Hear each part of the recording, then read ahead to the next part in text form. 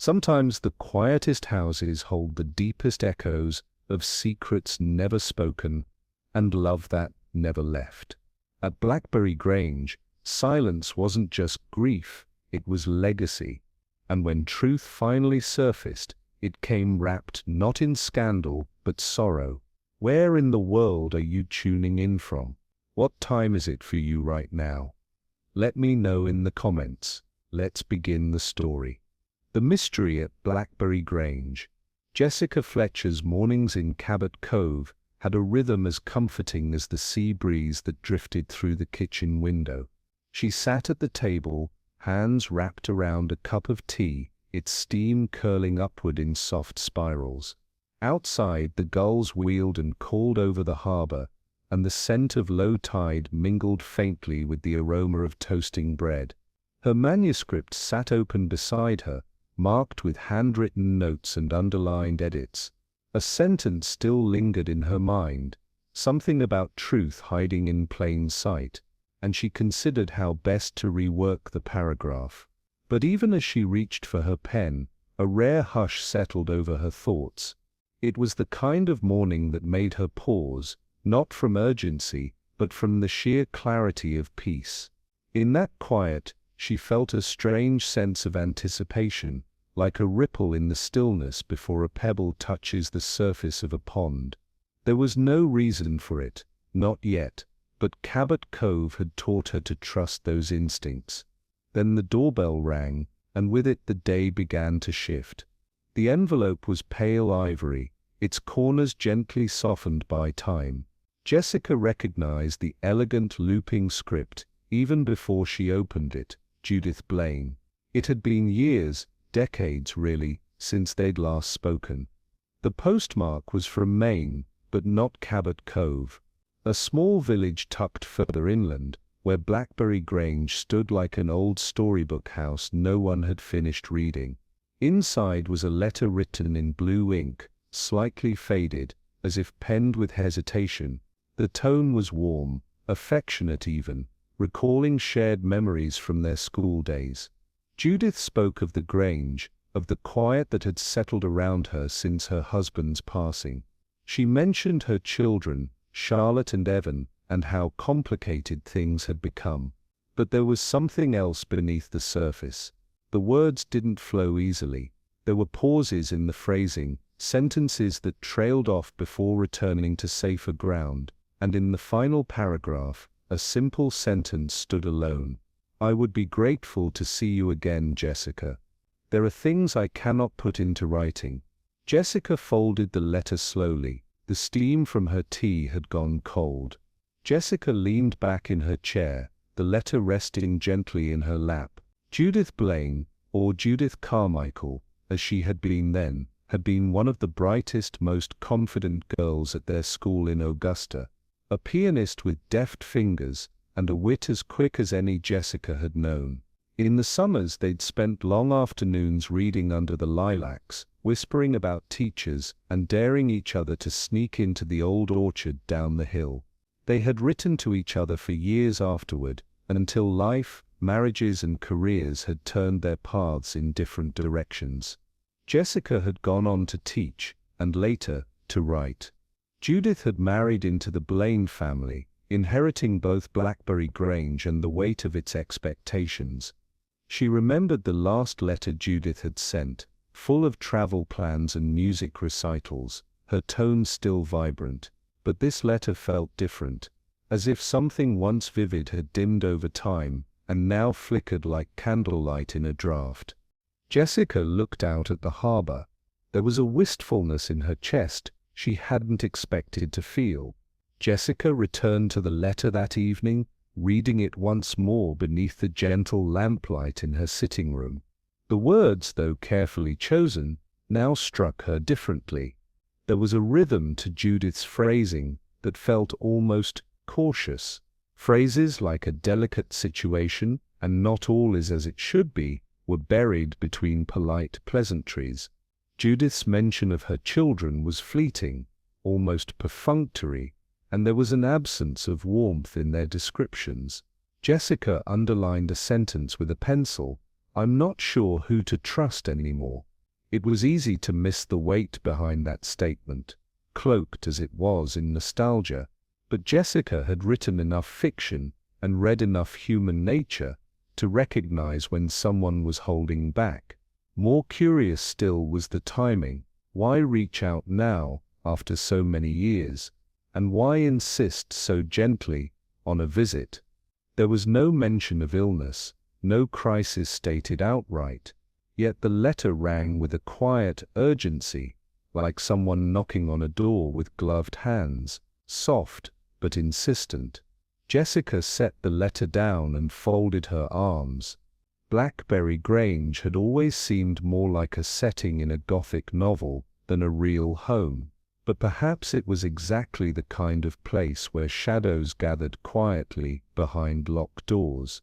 The next morning, Jessica stood at the kitchen window, watching the harbor as early fishing boats slipped past the fog line. The letter sat on the counter, folded twice now, its creases more defined. She had slept uneasily, her thoughts circling Judith's words like cautious footsteps on a creaking floor. Cabot Cove had seen its share of mysteries, but this one felt more personal. Judith hadn't been just a friend from school. She had once been someone Jessica admired deeply.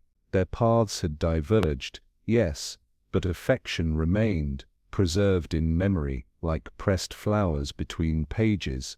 She poured fresh tea, then paused. Perhaps it was nothing. Perhaps Judith simply needed company, or a break from her family's tensions.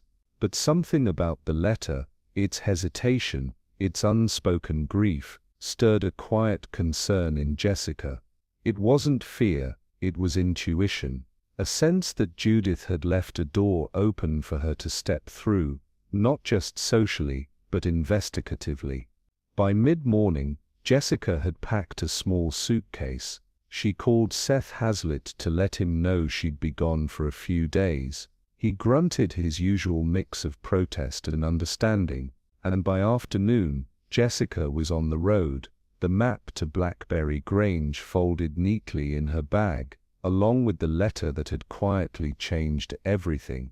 The road to Blackberry Grange curved through low hills and bramble-lined ditches, cloaked now in the soft hush of October mist. Jessica slowed as the wrought iron gates appeared, aged ivy-clad and slightly ajar, as if the house beyond had grown forgetful.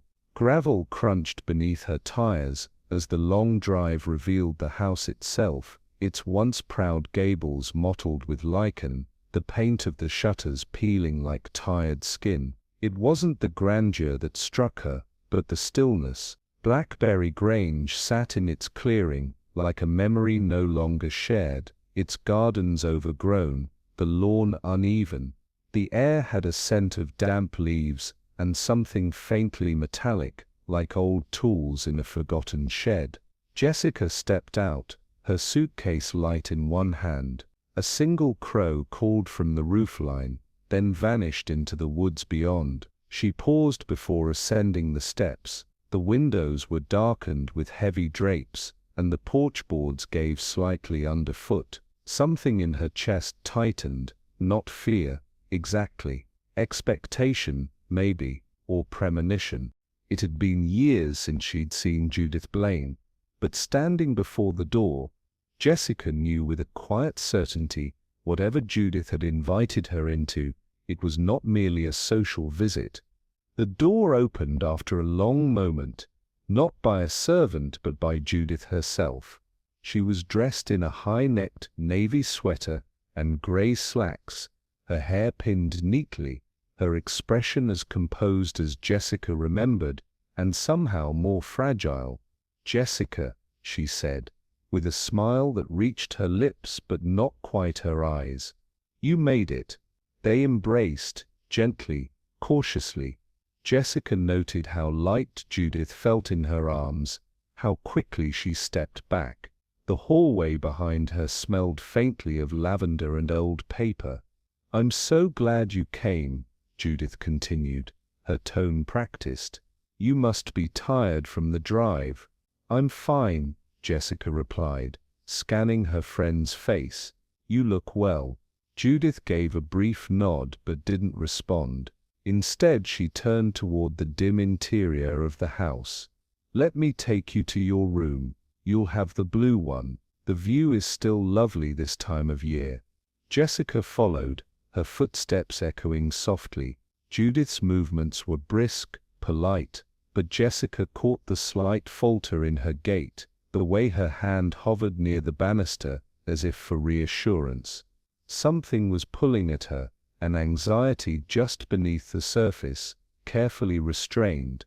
Halfway up the staircase, Jessica felt the sensation of being watched.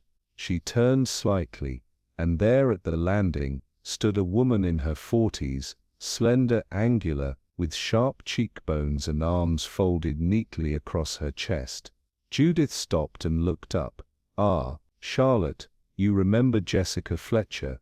The woman offered a nod, nothing more. "Of course, it's been years." Her voice was smooth but cool, her eyes unreadable. Jessica smiled gently. "Charlotte, it's good to see you again." Charlotte offered no reply, just a flicker of acknowledgement, before she turned and disappeared down the hallway, footsteps soft as silk. Judith exhaled faintly. "Charlotte's always been efficient," she said, without irony, and resumed the climb. Jessica followed, but her mind lingered on that glance, not hostile but guarded, as though Charlotte had seen enough, and meant to keep it that way. After settling into her room, Jessica accepted Judith's offer of a short walk through the house. They moved slowly, the thick rugs muffling their steps. The drawing room was heavy with velvet and shadow.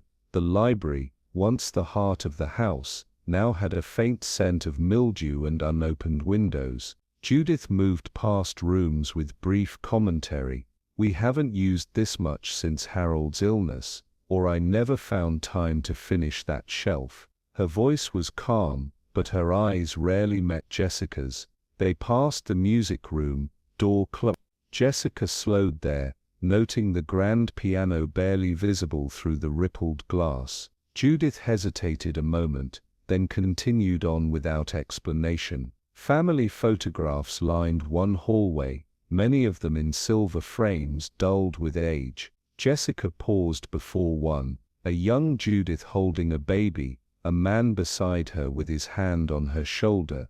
The plaque beneath read "Christmas, 1971. "You can hardly see Evan's face in that one," Judith murmured, and moved on. Jessica followed, her thoughts already gathering. There were gaps here, not just in the photographs but in the narrative Judith offered. She was showing the house, yes, but she was also steering Jessica away from something. The drawing room had been prepared for tea, though it felt more like a ritual than a welcome. A fire sputtered behind the grate, not quite catching. A silver tray sat on the table, arranged with china cups and biscuits, too neat to have been casually placed. Mara, the housekeeper, entered with quiet precision. She was in her 60s, perhaps older, her grey hair tied back, her posture straight. She acknowledged Jessica with a polite nod, but little more. "Mrs. Fletcher," she said softly. "You'll find things comfortable, I hope." "I'm sure I will, thank you." Evan arrived last, almost late. He moved with the vague absent-mindedness of someone who had just stepped away from an unfinished thought. Mid-30s, soft-spoken, with a painter's hands and tired eyes. He kissed his mother's cheek lightly, and offered Jessica a warm, if distracted, smile. "I've heard of you," he said. "Mother speaks of your books often." Jessica chuckled. "Only the good ones, I hope." He laughed, but it didn't quite reach his eyes. Silence settled as tea was poured. Judith spoke little. Charlotte was absent. Conversation meandered whether the grounds, Evan's occasional exhibitions, but the undercurrent was undeniable. Jessica sensed Mara watching Judith when she wasn't looking, and Evan tapping his teaspoon just a beat too long. Something trembled beneath the surface. Not open conflict, but the residue of things unsaid. Later that evening, Jessica wandered briefly through the drawing room alone. The fire had burned low, its light no longer reaching the corners of the room. Shadows clung to the drapes, and the portraits on the walls seemed to recede into their own silence.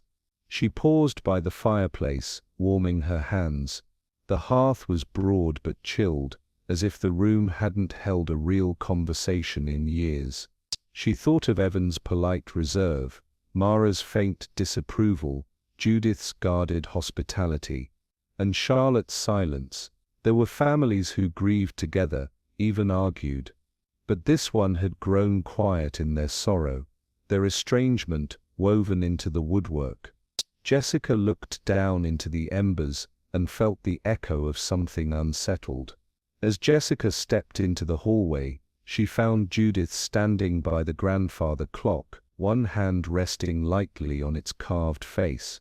The old brass pendulum swung behind the glass, slow and steady. They stood there for a moment in the hush of the house. "You never really forget the sound of time passing," Judith said, almost to herself. Jessica moved closer.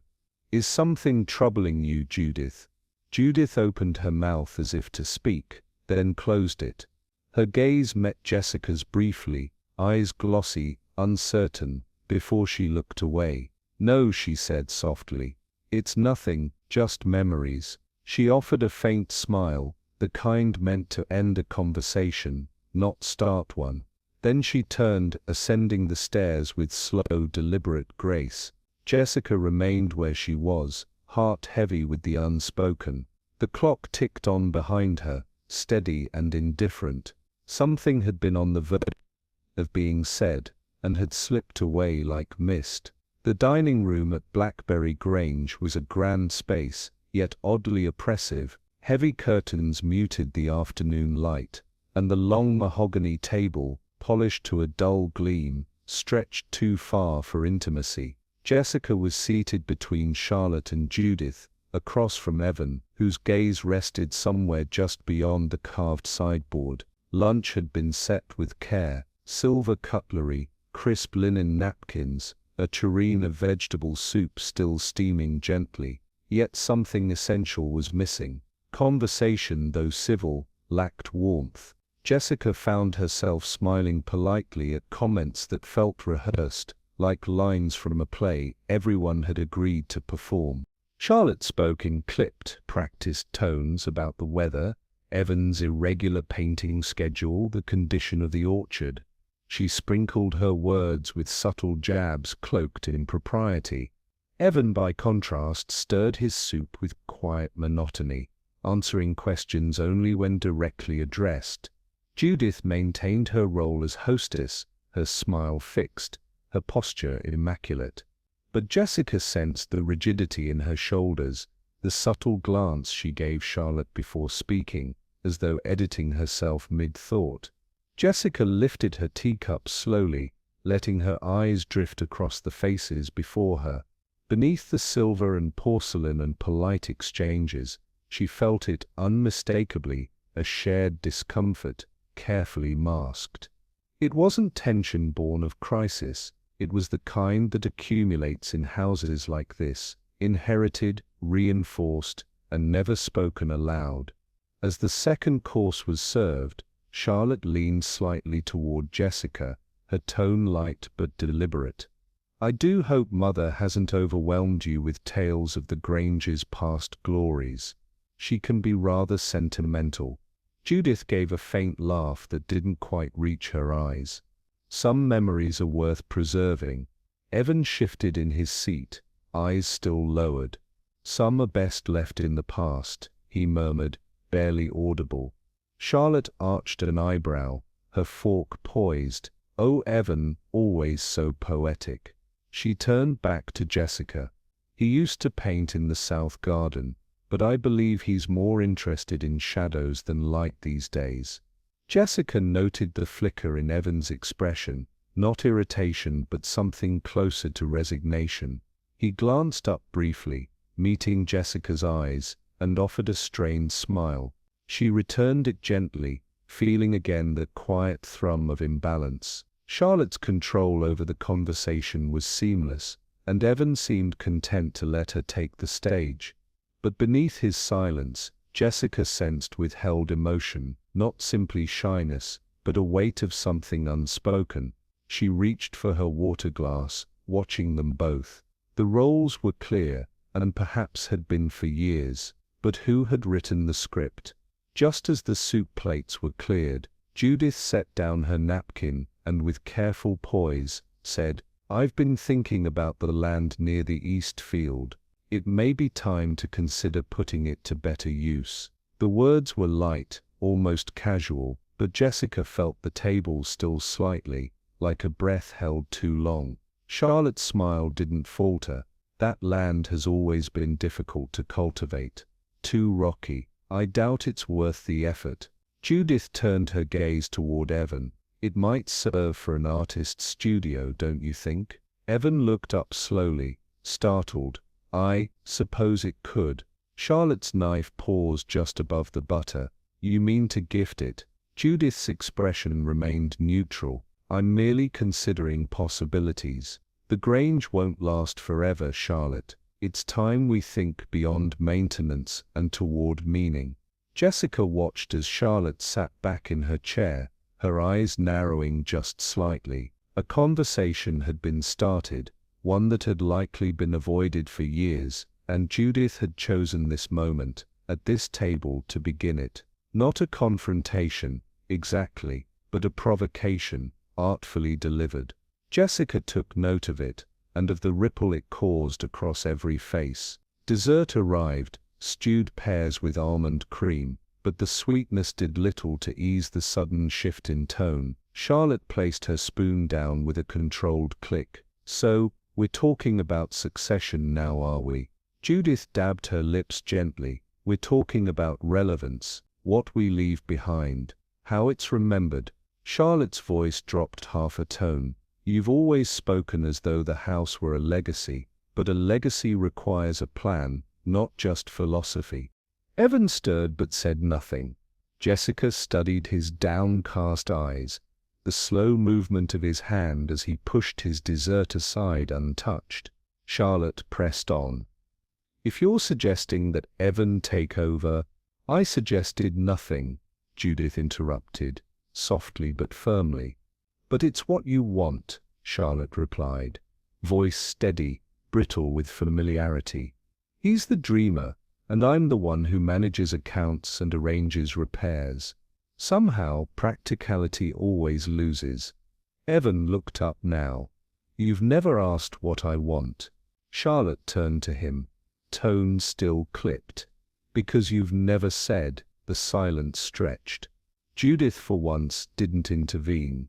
Jessica felt the air shift, as if the room itself had leaned in to listen.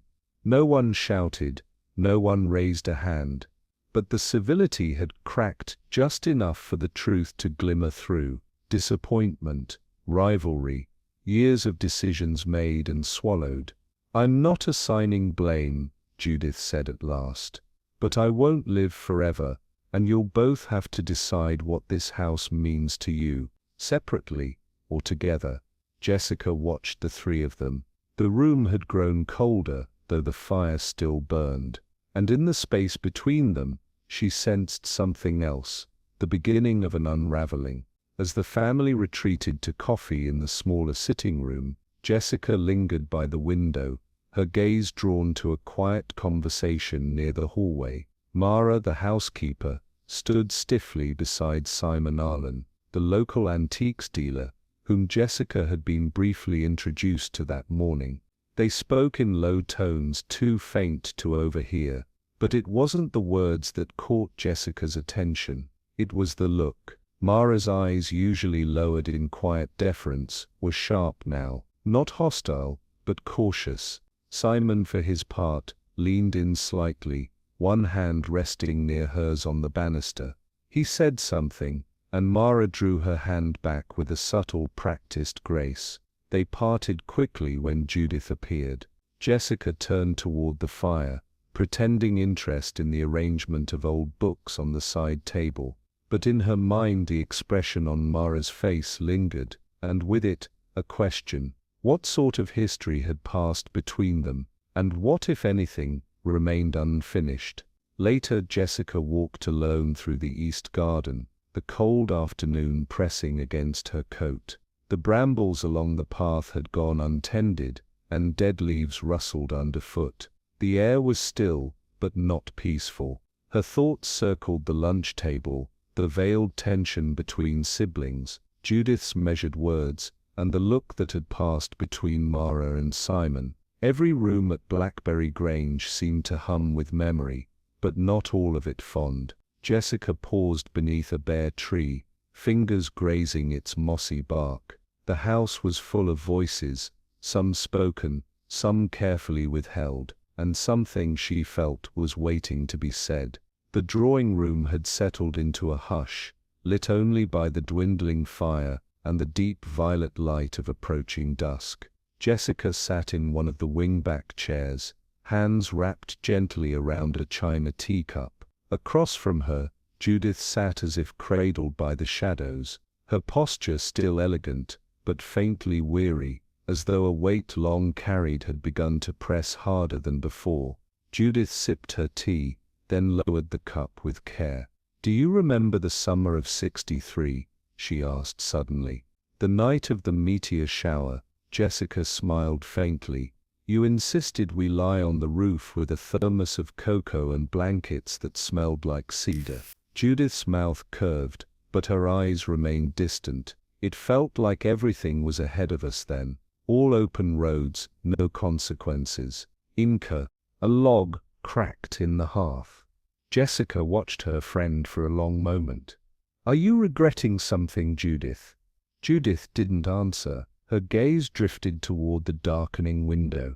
"Sometimes we think we've outlived our secrets," she said. "But perhaps they've only grown quiet. Not gone." The moment lingered, tender and uneasy. Jessica felt the edges of a truth forming, but Judith, ever careful, gave it no name. The house had quieted further as evening slipped into night. Jessica stood in the hallway near her guest room, brushing a hand along the worn banister, thinking of Judith's strange mood. A soft creak reached her ears, the faint but unmistakable sound of footsteps on the upper floor, not brisk like Charlotte's, nor heavy like Mara's. These steps were measured, hesitant. Jessica paused, listening. Then, a figure emerged briefly into view at the far end of the corridor, just outside Judith's door.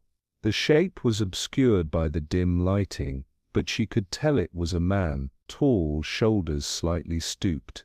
The figure hesitated, turned, and slipped down the back stairs. Jessica stepped toward the hallway's edge, but the house had already swallowed him. She returned to her room, a quiet unease unfolding in her chest. It might have meant nothing, and yet, in this house, everything meant something. An hour later, Jessica noticed Judith hadn't returned to the sitting room. The others had drifted off. Charlotte claiming a headache, Evan lost in a sketchpad, Mara clearing the last of the tea service. Jessica remained by the fire, half-heartedly thumbing through a gardening almanac. The untouched scone on Judith's plate caught her attention. A small thing, but Judith had always eaten with precision, even when distracted. Rising, Jessica made her way down the corridor and tapped gently on Judith's door. No response. Another pause, then a quiet push. The door creaked inward. The sitting room beyond was dim, but she could just make out the silhouette of the chair by the fireplace. The curtains had been drawn. A single lamp burned on the table beside it. Jessica stepped inside, her heart tightening with every soundless second. Judith sat in the high-backed chair, perfectly still. At first glance, it looked as though she were simply dozing, chin slightly dipped, hands resting in her lap. But Jessica knew, instinctively, before her fingers even touched her friend's wrist. No pulse, no warmth. Her breath caught as she looked closer. There was no sign of struggle, no overturned furniture, no glass on the floor. Judith's expression was peaceful, too peaceful. In her right hand rested a folded piece of stationery, one corner gently crumpled, as though clutched too long. Jessica turned to the fireplace. The embers had died. A thin trace of ash rested in the grate, but nothing fresh had been burned. With a trembling exhale, she stepped back into the hallway. "Mara," she called softly, then louder.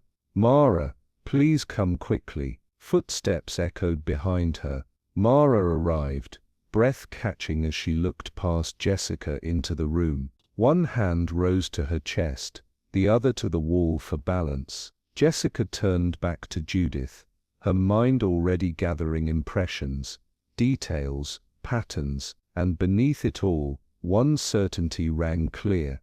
This wasn't merely a quiet passing. Something had been left unfinished. Sheriff Raleigh Denton arrived just after 9, his overcoat dusted with rain, and his notepad tucked neatly in hand. He was a man more accustomed to livestock disputes and the occasional fender bender than death in a drawing room. But he approached the scene with the calm professionalism of someone who knew grief could hide in plain places. Jessica met him in the hall. "There's no sign of trauma," she said quietly. "No medication bottles, no spilled tea, just Judith and a letter." Denton nodded once, his face grave. "She'd been in good health far as anyone knew, so she told me," Jessica replied. "Though something in her tone lately, I don't know, it felt like she was carrying something." They entered the room together. Denton took a long moment, observing from the threshold. "No one touched anything?" "Not since I found her," Jessica said. He stepped inside, careful, respectful, examining the surroundings. "I'll need to take the letter for the record." Jessica hesitated, then handed it to him. "It doesn't read like a suicide note, more like a farewell or a confession." He unfolded it briefly, brow furrowing, and for the first time that evening, Jessica saw doubt in his eyes. Jessica sat by the hearth as Sheriff Denton read the letter again, this time aloud in a quiet voice. "To the one who finds this, I never meant for it to end this way. There are truths I buried, people I failed. The house has its memories, and so do I. Some of them I tried to protect, others I tried to forget." There was no signature, no date, just those few lines, written in Judith's careful script, but uneven near the end, as though her hand had trembled. Jessica leaned forward, eyes narrowed. "It doesn't say who the letter was meant for, or why now." Denton rubbed his chin. "Guilt can be a heavy thing. Maybe this was her way of setting it down," or Jessica said gently, "someone else wanted it to appear that way." He looked at her, curious. "You think this was staged?" "I think Judith was many things, but careless wasn't one of them. If she meant to confess, I believe she'd have been clearer. And if she was in distress, someone in this house likely knew, or should have." The silence that followed wasn't empty. It was thick with possibility, and with secrets barely disturbed. After the sheriff had gone, and the house fell into hush once more, Jessica remained in the drawing room, staring into the embers. The letter lay heavy on her thoughts, but it was Judith's face, serene, almost prepared, that lingered most. There had been sorrow, yes, but also intent, as if Judith had known what was coming, or who was coming. Jessica's gaze shifted to the far corner of the room, where an empty teacup rested untouched. The fire crackled faintly. Something didn't sit right, and somewhere in the quiet folds of Blackberry Grange, the truth waited, careful, buried, and not quite silent. The parlor, once reserved for music and afternoon visitors, had been rearranged into a space for grief. Heavy drapes kept the sunlight out, and the chairs had been drawn closer together, as though proximity could conjure comfort. Jessica sat quietly near the fireplace, her hands folded, her gaze resting on the unlit hearth. Judith's family entered one by one, their silence speaking more than any words might have. Charlotte, composed as ever, wore a tailored navy dress, and attention so tightly stitched it might have frayed with a single question. Evan came in last, his eyes red-rimmed, though he didn't acknowledge the others. Mara stood near the doorway, arms crossed loosely, her expression unreadable. A small tray of tea things had been set out, but remained untouched. At precisely 11, a tall man with thinning hair and a leather briefcase was shown in. He introduced himself as Edmund Wells, Judith's attorney of nearly 3 decades. He offered his condolences with the quiet formality of someone long familiar with family grief, then opened the case and removed a thick envelope. Jessica glanced around the room, feeling a curious weight in the air, not only sorrow but anticipation. Something was coming, and everyone, it seemed, knew it. Mr. Wells unfolded the parchment pages with careful hands, adjusting his spectacles. "This is the final will and testament of Judith Lenore Blaine, dated March 17th of this year. It supersedes all previous documents." Charlotte straightened slightly in her seat. Evan stared at the floor. Jessica watched with quiet attentiveness. The estate, known as Blackberry Grange, along with all its holdings, lands and residual funds, is to be divided equally between the 2 children, Charlotte Ruth Blaine and Evan Harold Blaine. Charlotte's face remained unchanged, though her posture tensed visibly. However, Wells continued, "Clause 4A outlines a specific condition." He paused, as if to give the heir time to adjust. "In the event that one sibling expresses disinterest or refuses residency, their portion of the Grange itself, the house and its immediate land, shall be relinquished to the other, while financial assets remain divided." A flicker crossed Charlotte's face, the first break in her composure. "There is an additional bequest," Wells added, "a private collection of letters, music manuscripts and correspondence stored in the cedar chest in the west attic, to be given solely to Mr. Evan Blaine." At that, Charlotte turned sharply. "That chest belongs to the house, to the family." Wells did not look up. Judith was specific. "The contents, not the chest." Jessica's thoughts were already gathering. She remembered the closed attic door on her walk with Judith, the unmentioned piano, Evan's distant gaze. The will didn't just shift the property, it had nudged something else, something emotional and unfinished, out into the open. When the lawyer had gone, and the family remained in the parlor, silence lingered like smoke after a candle is snuffed. Charlotte rose first, heels clicking sharply across the rug. "It's sentimental foolishness," she said. "Mother always catered to Evan's sensitivities. She loved him for his fragility, and me for my efficiency. I should have known this would be her final trick." Evan did not answer. He sat with his hands folded, head bowed slightly, the muscles in his jaw tight. Jessica watched him. "Evan, are you all right?" He blinked, then nodded too quickly.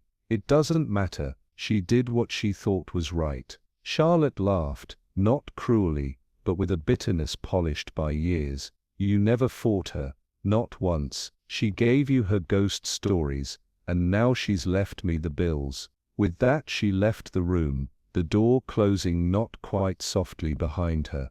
Jessica turned back to Evan. "Did you know about the chest?" He shook his head. "No, but I remember her once saying it held things worth forgetting. I never asked." Jessica watched him carefully. If Judith's final gesture had been meant as healing, it had failed. Or perhaps it had never truly been meant for both of them at all. Later that afternoon, Jessica returned to the drawing room, under the pretense of collecting a book she'd left behind. The air remained heavy, as though Judith's absence still echoed in the corners. She moved quietly toward the writing desk, not out of stealth, but reflection. Her eyes passed over Judith's armchair, the cushions slightly depressed. The tea tray was gone. The folded shawl still rested over the chair's back. Then her gaze paused. Judith's watch, the antique gold one, with the mother-of-pearl face, was not there. She had worn it every day Jessica had known her. Even in the hospital, years earlier, she'd kept it near. Jessica had noticed it just yesterday, peeking beneath the sleeve of Judith's sweater during their tea. And now, it was gone. Jessica opened a small side drawer, not prying, simply checking, but found only blank envelopes and an old blotter. She straightened slowly. It wasn't like Judith to remove something so personal, not without purpose. And it wasn't like the household, especially Mara, to misplace anything so easily. A missing heirloom, a restructured will, a house layered in unspoken grief. Jessica's mind began to shift, not toward accusation, but possibility. Jessica found Mara alone in the laundry courtyard, hanging linens with steady hands. The sun had broken through for the first time all day, dappling the flagstones with shifting light. "Mara," Jessica began gently, "may I ask you something?"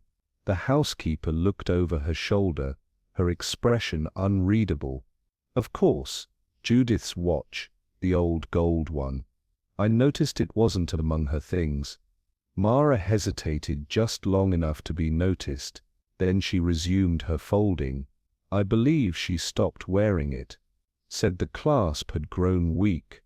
She was wearing it the day before she passed." A pause. Perhaps it slipped off.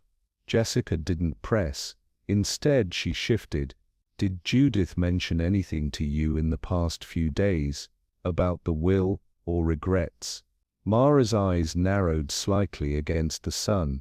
Mrs. Blaine didn't often speak of regrets, but she did speak of her intentions. Jessica waited.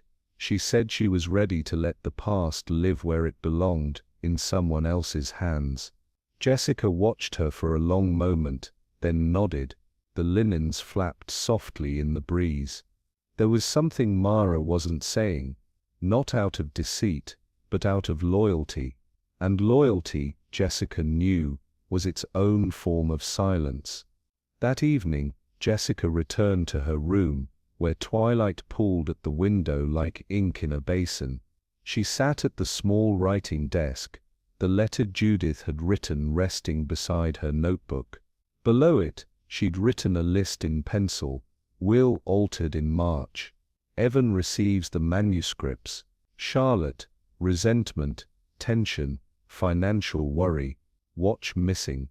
Not in personal effects." Judith seemed aware, not afraid. Prepared. Mara, evasive, not dishonest. Her pencil hovered at the bottom of the page. She added, "Someone in the hall the night before." There were too many pieces, and none yet connecting with certainty. But Jessica felt them turning, quietly, in the air around her. Someone had stood at the edge of Judith's life, perhaps waiting for her to act, or to falter. She closed the notebook gently, rising to draw the curtain.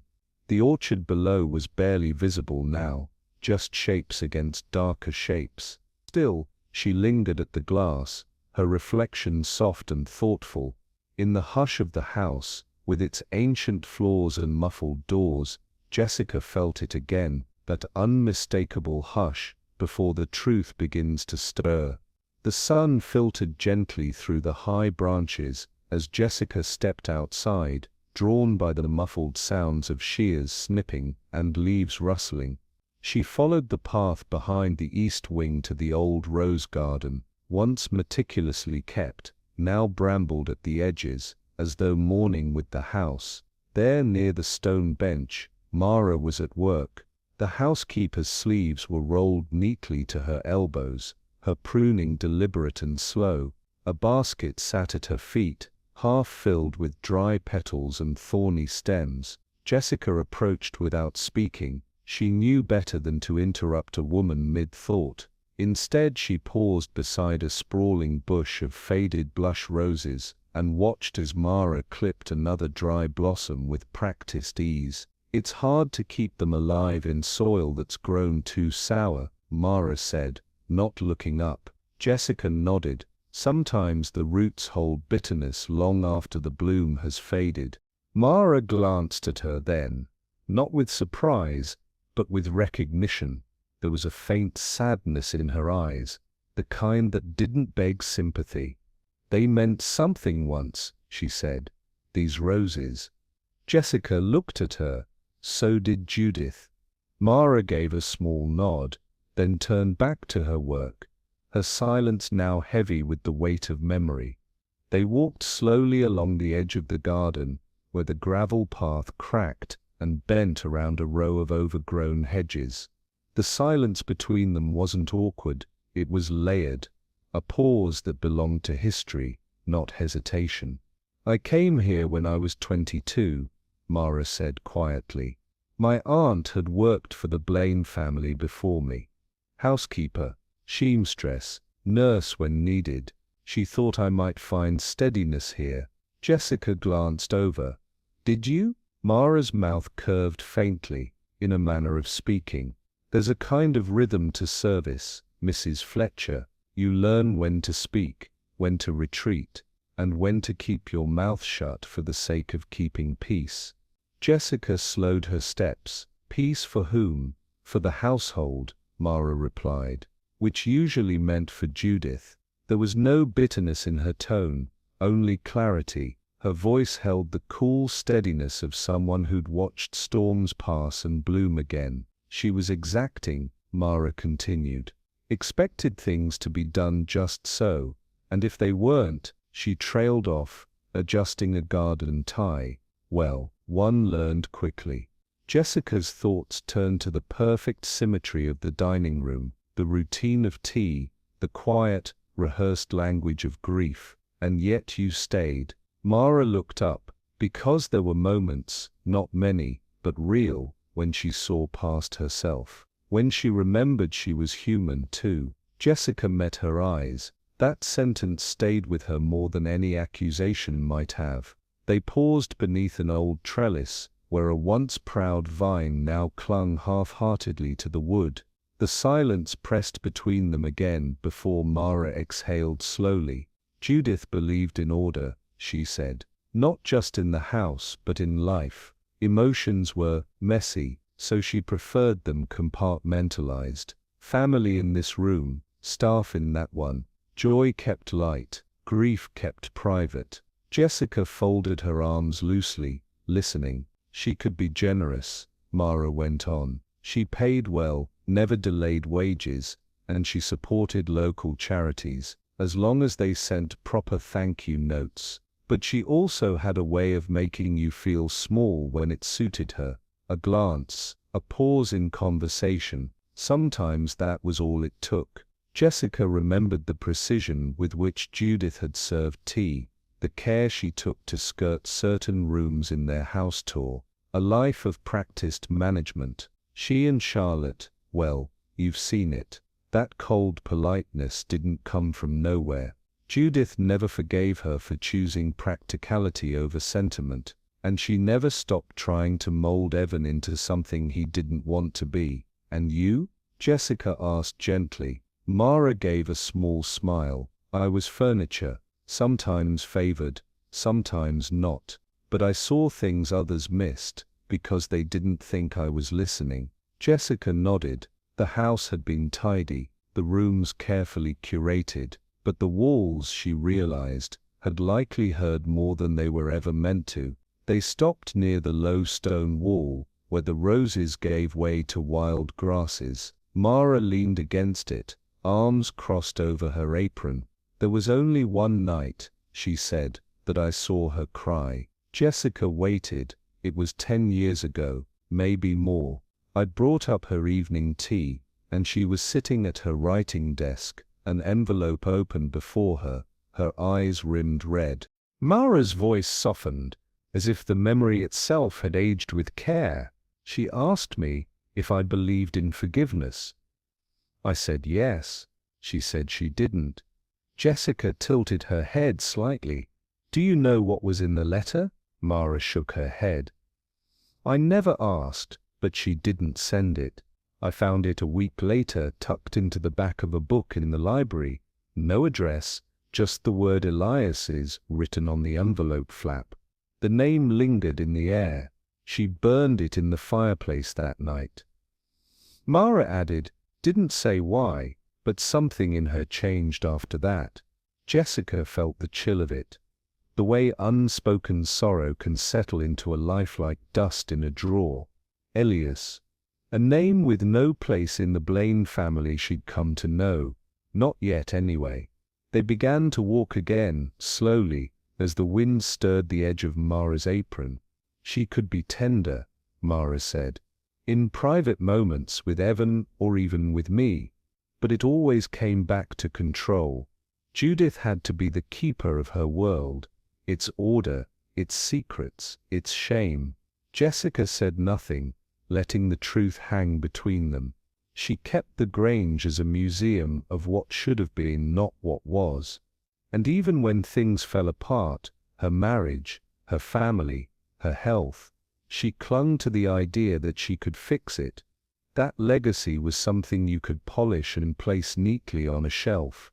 Mara looked up then, her voice barely above a whisper. She couldn't let go, Mrs. Fletcher. Not of the past, not of the pain, and maybe not even of the guilt. Jessica met her gaze, her mind turning. There was grief here, but perhaps something else too, a pattern forming quietly in the folds of memory.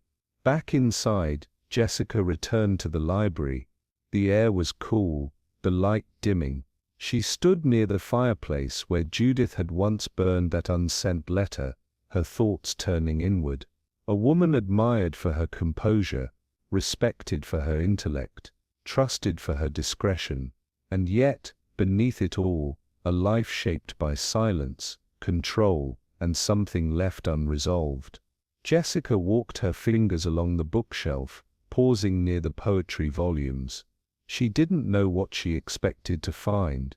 Perhaps nothing, but the sense remained. Judith's death had not felt accidental, nor had it felt wholly intentional. And now, with Elias's name in her mind, and the missing watch still unaccounted for, Jessica felt the puzzle stir once more. Not all secrets stay buried, she thought. Especially not in a house that remembers everything. The morning light fell in long slanted rays across the landing, brushing the faded rug with a watery glow. Jessica had awoken earlier than usual, the remnants of sleep already overtaken by an unshakable sense of disquiet. Judith's letter, the missing watch, the name Elias, each fragment circled in her thoughts, like leaves caught in a slow, deliberate wind. She pulled a shawl around her shoulders and stepped into the corridor, her footsteps softened by thick carpeting. The house was still, save for the occasional groan of timber adjusting to the warmth. As she passed the rooms of the upper floor, she found herself drawn not toward the present occupants, but the ghost of the past. Judith's old guest room, unused, perhaps unloved, stood slightly ajar. Jessica paused at the threshold, hand brushing the doorknob. If there were still truths to be found, she suspected they wouldn't shout, they would whisper. From corners long undisturbed, the room bore the signs of disuse but not disinterest. The bed had been made neatly, its coverlet faded but freshly pressed. Dust lay in a fine film along the windowsill, undisturbed save for the print of a recent hand, perhaps Mara's, perhaps not. Jessica crossed to the tall dresser in the far corner, its dark wood gleaming softly in the morning light. She wasn't entirely sure what she was looking for, only that something in this room hummed faintly of meaning. As she opened the top drawer, the handle shifted oddly in her hand. Not broken exactly, but not right. She tugged it gently, and the drawer opened with a slight catch. Inside were linens, folded with precision. Jessica lifted them carefully, and as she did, she noticed the thin seam at the back of the drawer. The panel didn't sit flush with the wood. She leaned closer, fingertips brushing the edge. It moved, barely, but enough. With quiet care she eased the panel away. Behind it lay a thin bundle, wrapped in tissue so old it had yellowed to the color of tea. She opened it slowly, her breath held without knowing why. There, nestled in the folds, was a single photograph, its edges worn, its colors muted by time. Jessica carried the photograph to the window, tilting it toward the light. It was a black and white print, the kind developed from film, not printed by machine. The image showed two people standing in the orchard at the rear of the Grange, apple trees in full bloom, the distant outline of the old garden wall behind them. The woman on the left she recognized at once. Judith, young, unguarded, and barefoot, her hair falling loose over her shoulders. The man beside her stood with one arm draped casually around her waist. He was handsome in a modest, weather-worn way, not the tailored confidence of Harold Blaine, but something gentler. The kind of face one might pass on the street, remember only later, and wonder why it lingered. They looked happy, not posed, but genuine. Judith leaned into him slightly, her expression soft, almost bashful. Jessica's fingers curled around the edge of the photo. It wasn't just sentiment, there was an intimacy in the image that no lens could fake.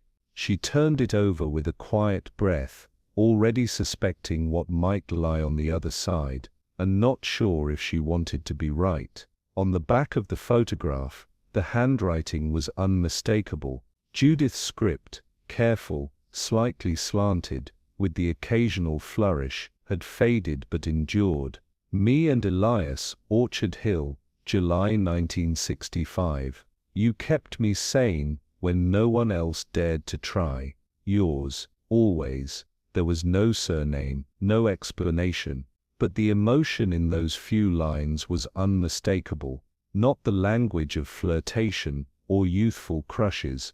This was something rooted, enduring, possibly hidden. Jessica traced the edge of the paper slowly with her thumb. The name echoed again, Elias, the same name Mara had spoken of, the one Judith had wept over and burned in silence. But if this photograph had survived, what else had? She folded the tissue back around the photo gently, almost reverently, and placed it on the dresser. Judith had meant for it to be hidden, but not destroyed. That, Jessica knew, was deliberate. As deliberate as the omission of Elias's name from every conversation since Jessica had arrived. So much had been arranged, polished, hidden, withheld, and yet here, quietly tucked behind a drawer, Judith had left behind something no will could control. Jessica stood still for a long time, the photograph resting once more in her hands. She brought it closer, this time focusing not on Judith, but the man beside her.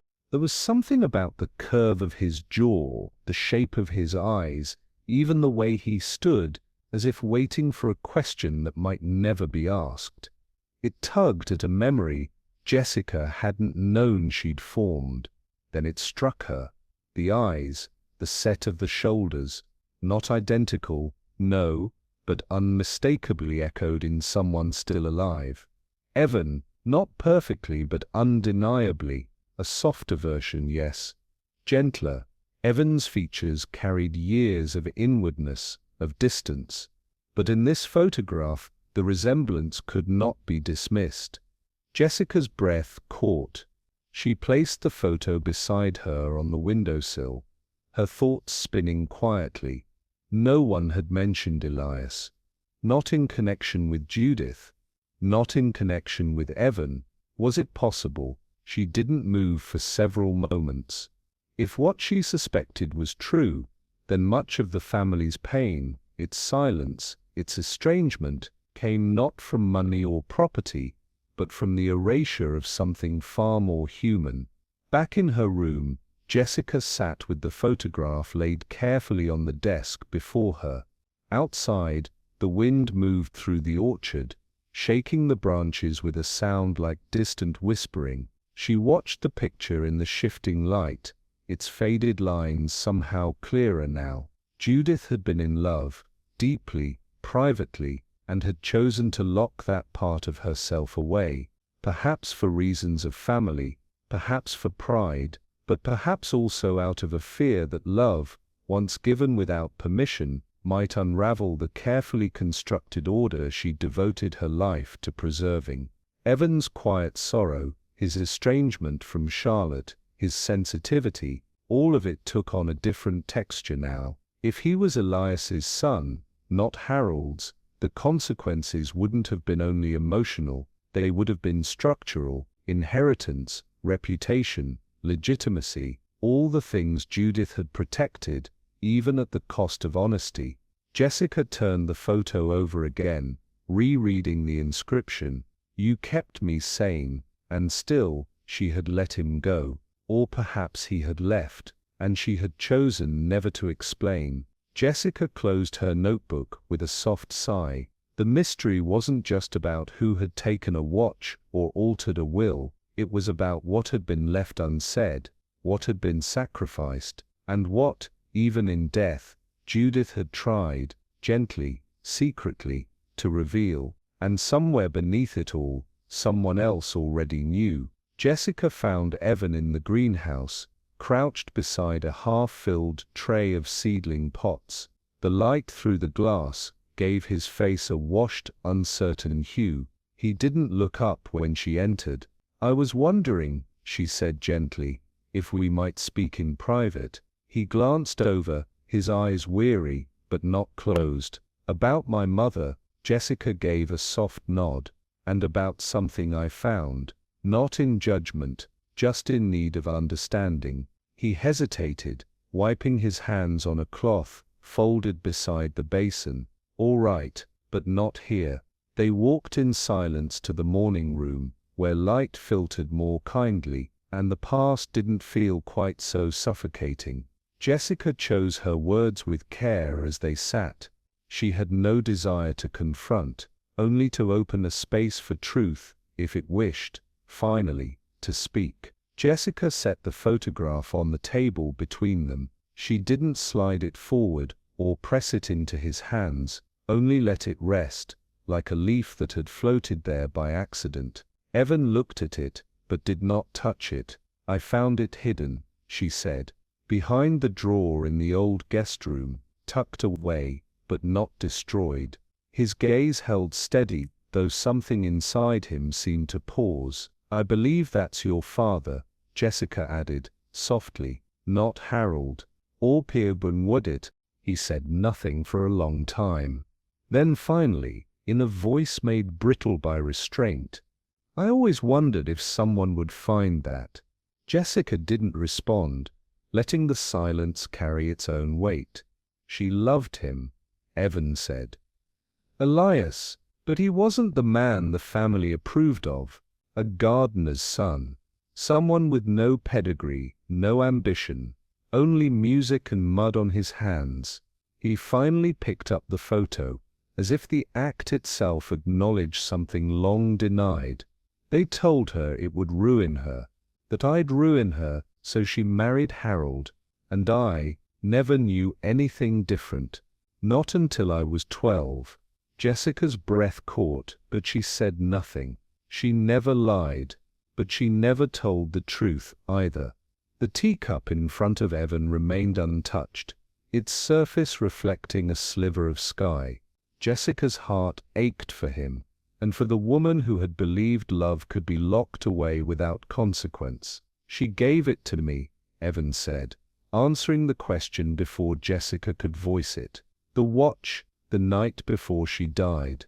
His hands, which had remained still until now, moved to his jacket pocket. He drew the watch out slowly and placed it beside the photograph. its mother-of-pearl face catching a glint of afternoon light.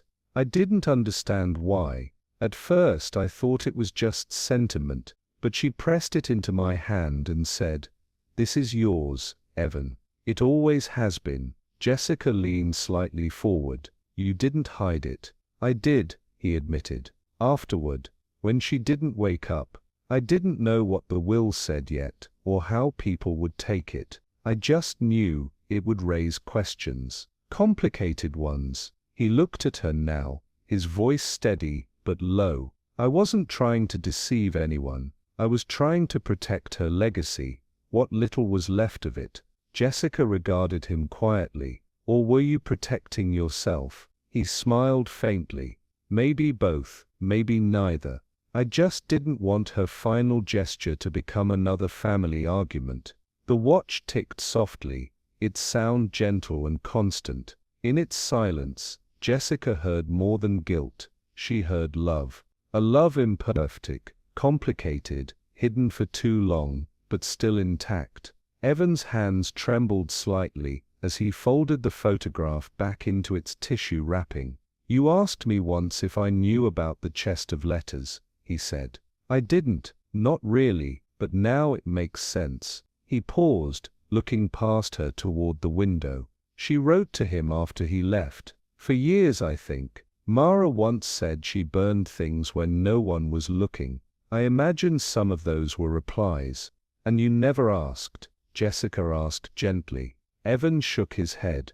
"I think I was afraid of confirming what I already suspected." He leaned back, his voice quieter now. "Harold was never unkind, but I was never his. We both knew it. He resented me, I think, in his own cold way. Charlotte, she picked up on that. She's sharper than she lets on. Or maybe just more wounded than she ever admits." Jessica heard the truth of it, not in his words alone, but in the spaces between them.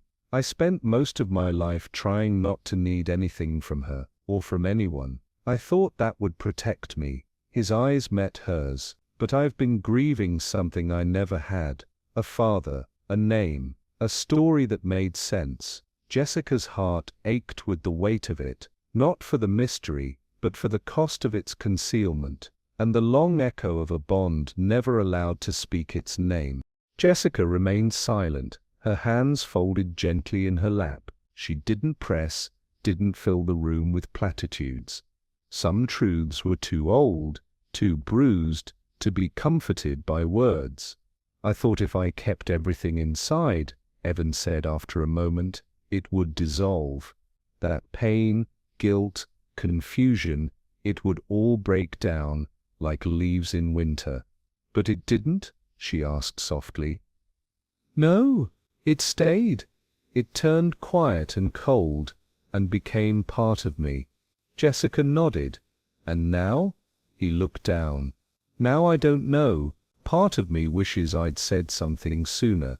To her, to Charlotte, even to myself." He glanced again at the watch. "But part of me still thinks I don't have the right." Jessica considered that, then said, "Grief isn't a ledger, Evan. Neither is truth. Sometimes it just waits. In photographs, in letters never sent, for someone to be ready." He gave a faint, broken laugh. "And if they never are, then it waits a little longer." They sat in silence, the kind that allows for breath and being. Jessica saw now that the mystery hadn't been solved. It had been heard.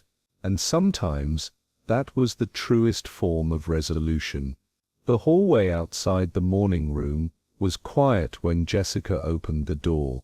Sheriff Denton stood at the far end, near the front entrance, his hat in hand, his stance patient but purposeful. He approached with measured steps, eyes moving past Jessica toward the half-closed door behind her. "Well?" he asked gently. Jessica met his gaze. "We've spoken. You won't need handcuffs." Denton gave a single nod, his expression softening. "You believe him?" "I believe the truth wasn't criminal. Just complicated, and long buried." He exhaled. That tends to be worse sometimes. Jessica offered a small, rueful smile. Yes, it lingers. They walked back together toward the entrance. Evan emerged a moment later, pale but steady, the photograph in one hand, the watch in the other. Denton said nothing, he only held the door open. As Evan stepped into the cool morning light, Jessica watched him with quiet care. Whatever came next would be quiet, and slow, and difficult. But the truth, once spoken aloud, no longer needed to hide. Still, as Jessica turned back toward the dim hallway of the Grange, she felt one lingering thread twist in her mind. Someone else had known, and had stayed silent. The early light spilled across the blackberry vines, in a hush of gold and blue, dappling the stone path with soft warmth. Jessica stepped out into the garden with her tea in hand, drawn not by curiosity this time, but by something more gentle, a sense of closing. She paused near the trellis, where the roses had begun to sag under the weight of the season, and caught sight of them. Charlotte and Evan standing a few feet apart among the vines. Their postures were still guarded, but the air between them seemed less brittle than it had been. Charlotte's arms were folded, her mouth tight as she listened. Evan was speaking, quietly but steadily, one hand moving to gesture toward the orchard beyond. She didn't interrupt. That alone was new. Jessica couldn't hear their words, but she didn't need to. There was a rhythm to the silence between them now, as if the hostility had drained just enough to allow space for something older. Shared memory perhaps, or at least mutual exhaustion. Charlotte nodded once, a single precise motion. Evan offered something small, a faint smile, maybe, before turning back toward the house. Jessica remained for another moment, letting the scent of damp soil and blackberry leaves surround her. No forgiveness had been spoken aloud, but peace often came in quieter forms. And this morning it was enough. Inside, the house had taken on the stillness of late summer, not empty, but thoughtful. Jessica walked through the east corridor and found Mara in the small sitting room, her arms extended as she closed the tall shutters with slow, practiced hands. There was a rhythm to her movements, a kind of quiet reverence, as though she were tucking the house in for sleep. Jessica waited until Mara turned. "Tidying things?" she asked softly. Mara gave a small nod. "The family will be staying another night or two, but the guests are gone, and Mrs. Blaine is at rest now." There was no sentiment in her voice, and yet it wasn't cold, just precise. Jessica hesitated. "You knew, didn't you? About Elias, about Evan?" Mara returned to the window latch, adjusting it with care. "I suspected, years ago, but suspicion is not certainty, and certainty was never invited here." Jessica stepped closer. "Did she ever speak of it again?" "No," Mara replied. "But she grieved in quiet ways. She polished that watch more times than I could count, and some nights she slept in that guest room, the one you found the photo in." Their eyes met then, and in that brief steady gaze, a shared understanding passed between them, the kind that didn't need further words. The house felt different now. Jessica sensed it the moment she stepped into the west wing. Not lighter, exactly. Blackberry Grange would never be light, but less tense, as if its rooms had exhaled. She moved slowly, letting her hand drift along the wainscoting. The hallway paintings remained slightly crooked, the scent of old wood and lavender still lingered in the air, and the floorboards creaked just where she remembered they would. The music room door stood ajar. Jessica stepped inside. The grand piano waited in silence, a thin film of dust already gathering along the keys. A single sheet of music sat on the stand. Not Evan's handwriting, not Judith's either. It was old, possibly Elias's. Jessica didn't touch it. She crossed into the library next, where the fire had gone out, but the scent of ash lingered. One of Judith's books, a slim volume of poetry, rested on the side table, its spine cracked but carefully marked. A pressed flower sat between its pages. Wild Time.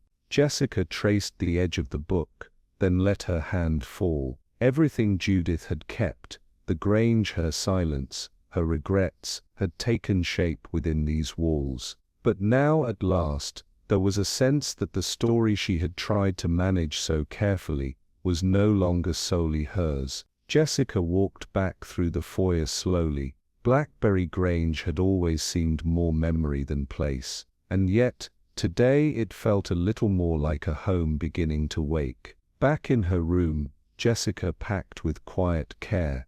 Her notebook slid into her bag last, its pages now lined with the winding traces of the mystery, no longer just of Judith's death, but of her life. She paused at the writing desk, opened a sheet of Grange stationery, and began to write. Dear Evan, there are truths we carry, and truths we share. Sometimes they are the same, sometimes not. But what matters, I think, is what we do with them once they surface. Your mother's silence was a kind of love, flawed perhaps, but real. And you are the proof of that love, not the secret of it.